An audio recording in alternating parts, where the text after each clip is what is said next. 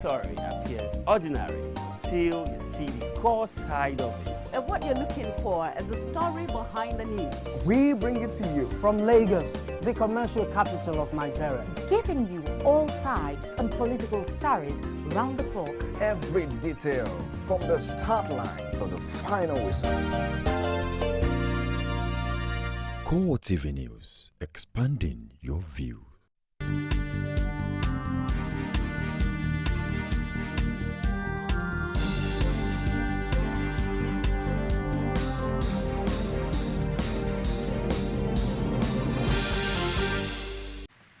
Hello there, this is CoreTV News on the Hour with Nifemi Oguntoye. No fewer than 14 soldiers and 11 policemen have been killed in Boni Yadi in Gudba local government area of Yobe State by suspected Boko Haram members who laid siege on the town for over 2 hours. The insurgents who CoreTV News learned overpowered security operatives also set military formations in the town ablaze. Residents of the town equally told journalists on the telephone on Tuesday that insurgents also set on fire the area court and district head residence, as well as office and few residential quarters. Some security personnel told journalists that the corpses of soldiers and the policemen were conveyed to Damaturu Specialist Hospital mortuary. In a related issue, Boko Haram has attacked Chinene village of Chikede, Jogode, Kagum ward of Goza local government area of Borno State, killing 9 persons and setting ablaze churches and residential houses. The insurgents were said to have hosted their flags on some structures in Ashigashiya ward of Goza local government, depicting their conquest. According to sources in the area, apart from the 9 persons killed, several others were left with injuries sustained as a result of the sporadic shootings of members of the sect. Many have been forced to take refuge in bushes and surrounding hills. A local government official, Ngla Muda Ibrahim, who spoke to journalists in Maiduguri, the Borno State capital, says many of his extended families and friends displaced in the latest attack have been calling for assistance. He said the people were living in perpetual fear as some of them had taken refuge on the hills, claimed that there may be another attack, having seen some of the insurgents in the area. Now, a member of Boko Haram sect already convicted of terrorism charges, Kabiru Umar, also known as Kabiru Sokoto, has appealed to President Goodluck Jonathan for pardon. The convict is appealing against the judgment of a federal high court, Abuja, which sentenced him to life imprisonment on December 2013. He, however, told the president through a letter written on his behalf by his lawyer, Sheriff Oko, that he was innocent of the offenses he was convicted of. Omar was jailed for being part of the mastermind of the 2011 Christmas Day bombing of St. Teresa's Catholic Church, Madala, Niger State. In his letter, Oko faulted the process leading to his client's conviction and assured that Umar had offered to help government to solve the Boko Haram crisis in the country. He insisted that Umar was innocent of the charges he was convicted of. Meanwhile, the Chairman Senate Committee on Education, Uche Chukwumerije, has condemned a statement credited to the Chief of Defense Staff, Alex Bade, that the military had discovered the camps where the abducted Chibok girls were being held.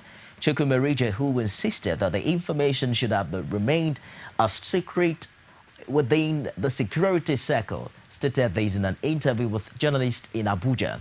He specifically condemned the assertion of Bade that the military had located the camps where the abducted girls were being held, stressing that it was puzzling for the CDS to disclose what the military considered as a secret.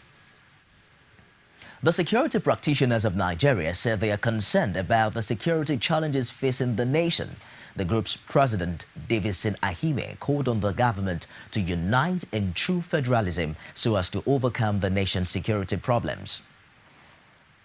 Hereby express our deep concern over the current worrisome security challenges bedeviling the nation.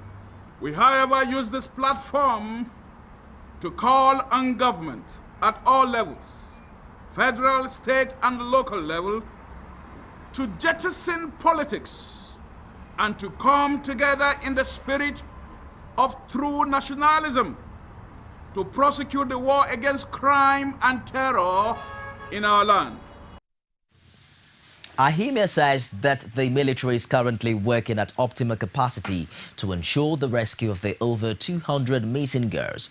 He was responding to a question on the capacity of the Nigerian army to handle the current security challenges.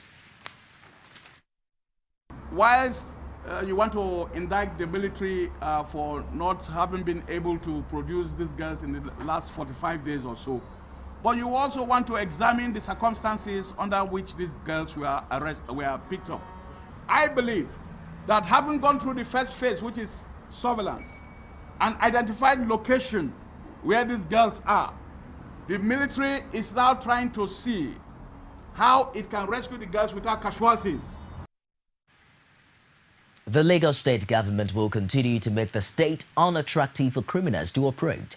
Governor Fashola reiterated this while receiving a check of 50 million naira donation for Security Trust Fund from Zenith Bank, Nigeria. Fashola says the government is ready to outrun criminals in the state. Criminals are businessmen. They are just engaged in an illegal business.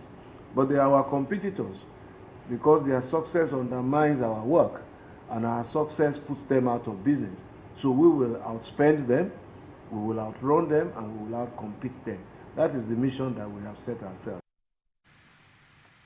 The Independent National Electoral Commission at the Federal High Court in Abuja opposed the hearing of a fresh suit seeking the nullification of the registration of the All Progressives Congress as a political party. INEC urged Justice Gabriel Kolawole not to entertain the suit because the plaintiff had opted to withdraw its earlier application, which was the one the court scheduled for hearing on Tuesday. The earlier application was filed by O.M. Ikegwonu and 29 others. The plaintiffs are acting on behalf of the African People's Congress, a group which is contesting the APC acronym with the All Progressives Congress. The earlier application dated July 8, 2013 was filed before the All Progressives Congress was registered by INEC. The plaintiffs filed the fresh application dated May 15, 2014 after INEC had registered their rival All Progressives Congress. Explaining the reason behind the withdrawal of the earlier application, the plaintiff's lawyer Ikoro says the application, which sought to restrain INEC from registering APC as a party, had been overtaken by events. According to Ikoro, proceeding to hear the earlier application will amount to an academic exercise since the action it was seeking to restrain had taken place. Expressing disappointment in INEC for going ahead with registering the All Progressives Congress despite being aware of pending suits challenging the action, the plaintiff's counsel said the commission had violated Section 66, subsection A of the Constitution of the Federal Republic of Nigeria. Following the judge's ruling striking out the application, Ikoro had urged the court to order the hearing of the fresh application, but the request was opposed by INEC's counsel, Ibrahim Bawa. Justice Kolawole then adjourned till July 3rd for hearing of the plaintiff's fresh application. The plaintiffs are, through their fresh application, praying the court to declare as illegal the registration of the All Progressives Congress as a party, a political party, by INEC. Now, the last minute have been had over the violence that greeted the last Sunday rally of the Labour Party in Ikere, Ekiti. The most recent condemnation was from the Ekiti State Governor when he visited Femi Ayodele, an APC member who sustained gunshot wound in the Saturday crisis. Fayemi says much of the violence in Ikere are perpetrated by imported thugs. Ekiti has been very peaceful in the last 3.5 years. There's no reason why a month to election we should be having this bit of violence unless it is externally sponsored, and in a number of cases we have seen a correlation between the activities of elements that have come from outside the state with some of their collaborators internally that are responsible for this. Owing to earlier accusation of police for complicity over the Ikere violence, Fayemi appealed to politicians to eschew violence and for the police to be fair to all, sundry. We also must appeal to the law enforcement agencies to do their job and to the political parties to restrain their members from indulging in acts of violence and any breach of peace in Ekiti. The National Agency for Food, Drug Administration and Control has advised state governments to equip general hospitals with technologies to help in detecting counterfeit drugs. Director Special Duties of the agency, Ibrahim Jimo, says that there is need to ascertain the quality of drugs administered to patients. He says that Truscan equipment is one of the technologies the states could buy and use in ascertaining the quality of drugs, describing it as a handheld device used for the purpose. He added that the agency is ready to enlighten personnel assigned by state governments to handle the technology on how to use it. Jimo says the responsibility of fighting fake drugs did not rest on the shoulder of NAFDAC alone, but also with state governments, which should also safeguard the health of their citizens. You're watching CoreTV News on the Hour. I'll be back shortly after this break with more stories. Stay with us. I don't think the election was actually... What are the people saying? 5 local governments out of the 30 local government is more than many states in the north. The economy is booming. Where is the economy booming? Bomb blast in Abuja. Don't you have security?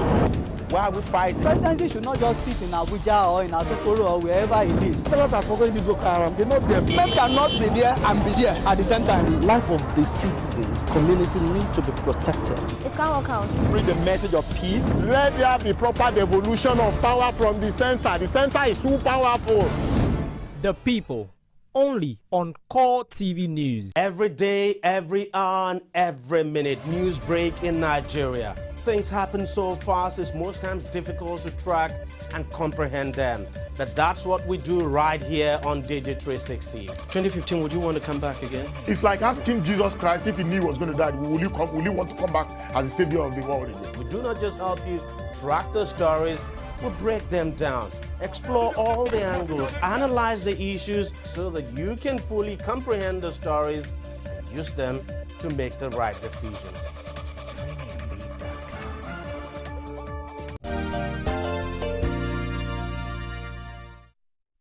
Thanks for being there. For more information on our news and other programs, please visit us on our Facebook page at facebook.com/CoreTV News. You can also follow us on our Twitter handle at CoreTV News NJ, as well as on YouTube at youtube.com/CoreTV News. Russia has called for an immediate end to violence in eastern Ukraine after 40 people were killed in fighting between government forces and pro-Moscow rebels, maintaining Moscow's tough tone after the election of Ukraine's new president. Vladimir Putin accused Kiev of carrying out punitive operations in eastern regions. Putin underlined the need for an immediate end to the punitive operation in southeastern regions and the establishment of peaceful dialogue between Kiev and regional representatives. Foreign Minister Sergei Lavrov called for an end to the fighting, accusing Kiev of using the military against civilians. That's it on CoreTV News this hour. Join us again at the top of the hour for more. I am Nifemi Oguntoye. Thanks for being there.